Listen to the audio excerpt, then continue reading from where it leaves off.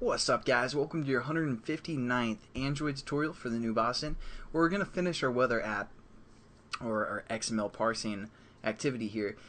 And just to do a quick review, I'll talk about some of the things, and then at the end of this tutorial I'll kind of talk about everything that we've done. So what we did is we set up an XML parser for these 3 lines of code, and then we also set up a handling stuff instance called doing work. We set our content handler to look for the things that we actually want to do and all that stuff, and then we also set up a parser to read the actual information from the website.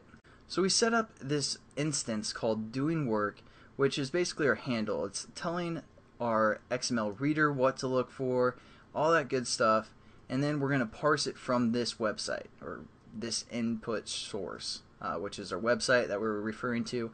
And then what we're going to do is we need to still set up a string to set our text value as. So what we're going to do is we're going to relate to our handler, or basically this class called handling XML stuff. So what we're going to do is we're going to set up a string, and we're going to call this information.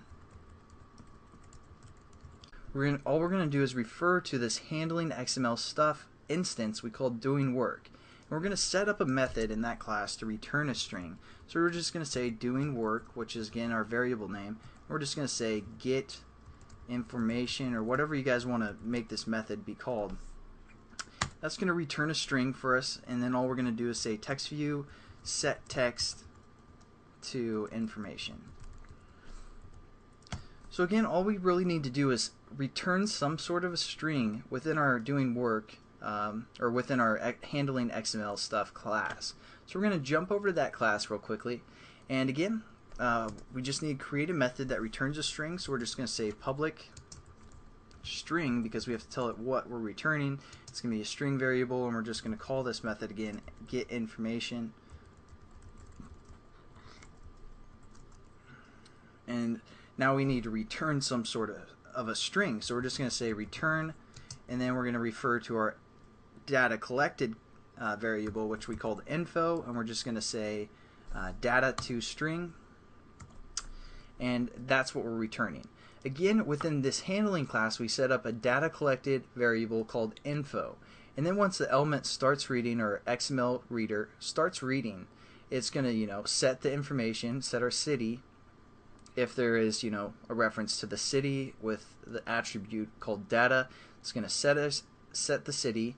Again, just going over to that class, the setting the city is just creating these variables we set up within this class to equal whatever's being passed in, and then this string method basically uses those variables to write our sentence, and that's all we're returning is basically the information, and then we're using that method that returns that sentence that we want. Now when we save everything, it's basically going to interpret all that, and I believe our activity should be done. Let's just run it real quickly, and I'll do a quick overview of everything that we did. Again, I know I've kind of been explaining it, but oops, run it on the emulator here. And again, this is the class that we put within the manifest. We don't need to put those other classes in the manifest, but we do need to have our weather XML parsing class within the manifest.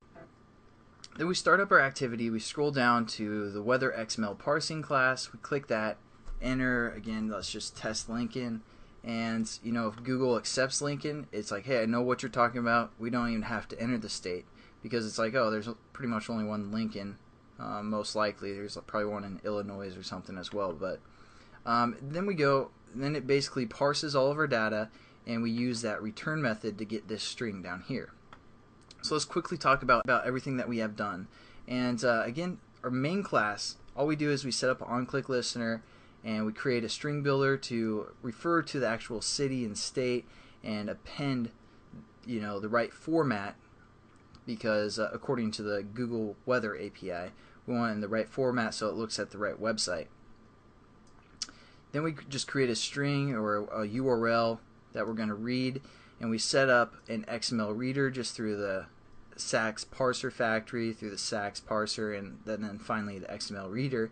Then what we do is we set up a handling instance that's going to kind of interpret the data, or look for the things that we want to look for, and also we have that method within that class called get information that's going to return a string. So now that we have our reader is going to do the work that we want it to do, and we're going to parse it from this website, which again is just the Google Weather API, and then we're just going to create a string that gets the information and set the text view. But again, this getting information from our handler, so let's go into our handler class, talk about that real quickly. Again, we just set up a new instance of the data collected object, and then all we're going to do is define what we want the city and the state to be according to the values off the website that we're looking for. And then it's going to just return that data, process that data into our info object or info instance. And then all we're going to do is use that instance and use the method from our XML data collected class to return the actual string that we want to display. And that's pretty much it. I mean, this last class is pretty basic. We just set up our variables and then we return those same variables once they're set up through this method. So hopefully you guys kind of understand a little bit more about parsing. I know in JSON we didn't really get into too much depth, but hopefully this was in depth enough for you. And I'll catch you guys in the next tutorial. Have a good one.